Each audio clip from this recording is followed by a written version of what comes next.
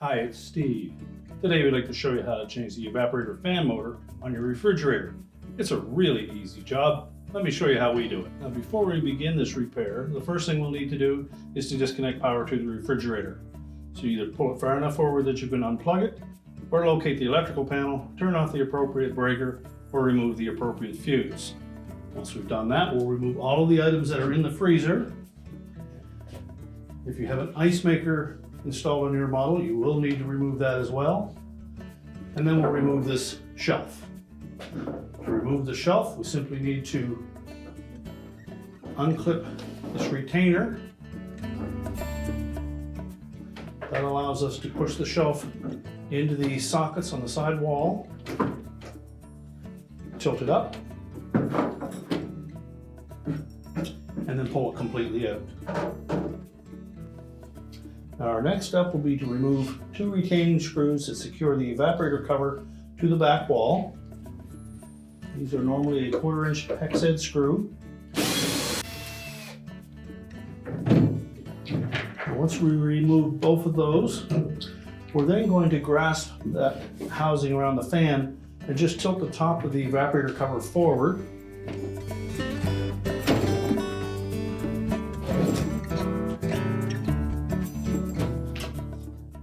And it will only come so far, and you'll note that there is a wire harness that is attached to the back wall. We'll need to depress the locking tabs on that wire harness, unplug the harness, and then we can pull that whole assembly out. So we're just going to reach in, squeeze these two locking tabs together.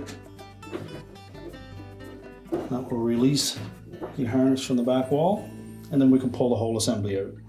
You may need to tilt that assembly almost vertical again to lift it out of the opening in the center back floor. And once we've pulled the assembly out of the refrigerator, we'll take that, set it on a work surface, and we can change out this motor. With the evaporator cover and motor sitting on a suitable work surface, our next step will be to disconnect this harness that goes to the ice maker. Just take a flat blade screwdriver and depress one of those tabs on the side, and pivot the connector towards you, and then do the same on the opposite side. Our next step is to lift that fan cover that you see from the front side away from the actual evaporator cover.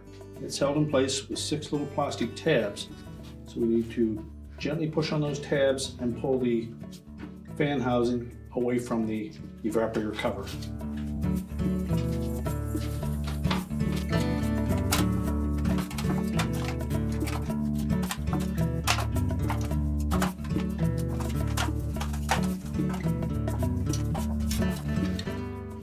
Once we've released all 6 tabs, we'll then hinge it upwards,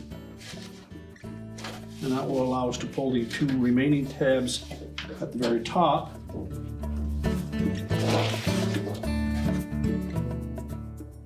out of that opening.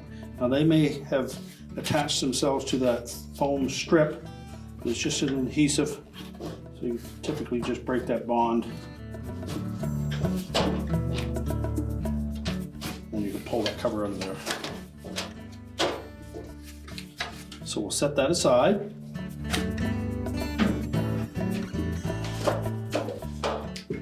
And next we'll remove 2 1/4 inch hex head screws that secure the fan motor bracket to that evaporator cover.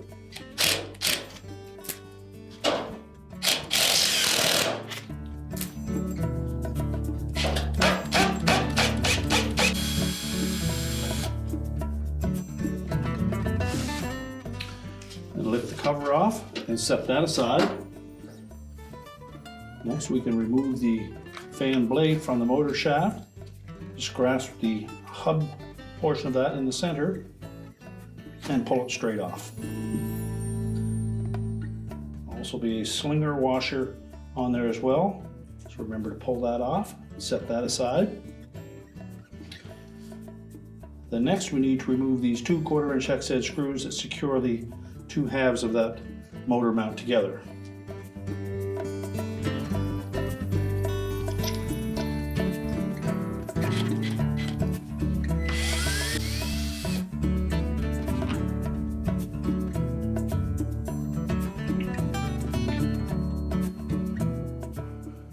the front portion off and slide the motor out of the rear.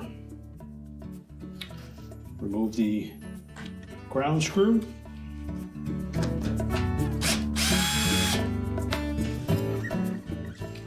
And then discard the old motor and harness. We'll begin by attaching the ground wire to the rear motor mount.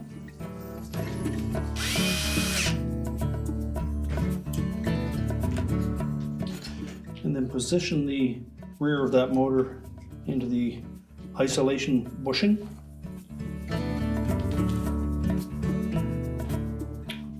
Slide the front half of the motor housing over the shaft and again line up that bushing.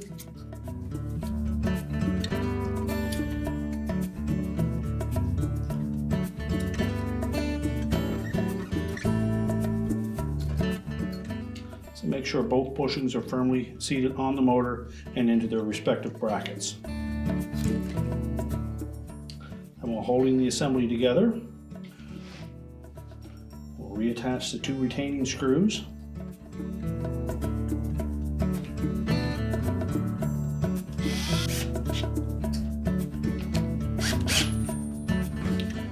Tighten them both securely. Make sure that motor moves freely. You can then reinstall the fan blade. We'll next install that slinger washer. Slide it over the shaft. Next we can install the fan blade. Just press it on until it bottoms out. And now we're ready to put that assembly back into the evaporator cover. So we'll take the motor and blade assembly, fit it in from behind, and then we'll line up one of the holes in that motor bracket with the hole in the evaporator cover. Just start that screw by hand.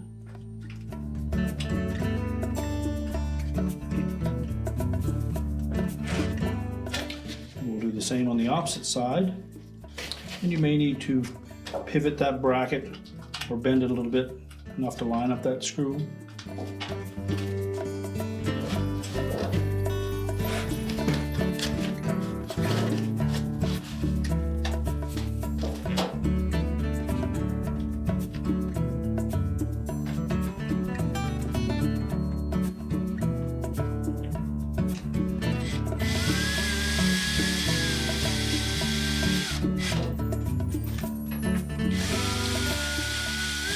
Tighten both screws and then verify that the fan blade will turn easily without touching either side of that evaporator cover.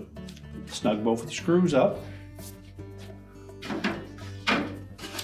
and then we're ready to put the cover back on. So we'll begin by tilting it 90 degrees away from that panel and tuck the top two tabs into those rectangular holes. And then pivot the whole cover down until it lays flush. And then flip it over. And then press it firmly onto that evaporator cover so that the locking tabs engage all the way around.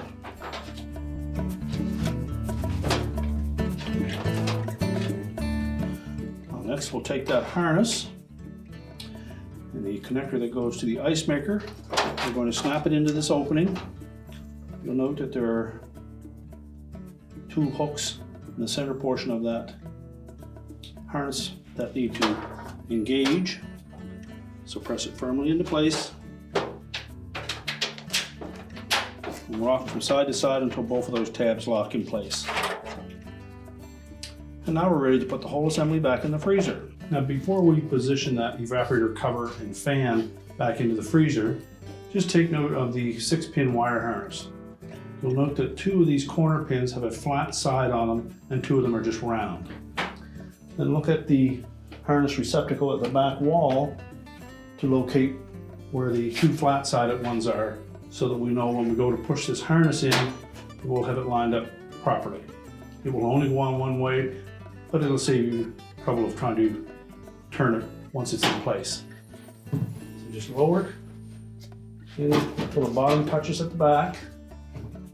Grasp our harness connector. And press it into place, making sure that you can hear both of those locking tabs engage. And tilt it upright, making sure that that air chute fits down into the opening in the floor. And push it into an upright position and reinstall the retaining screws.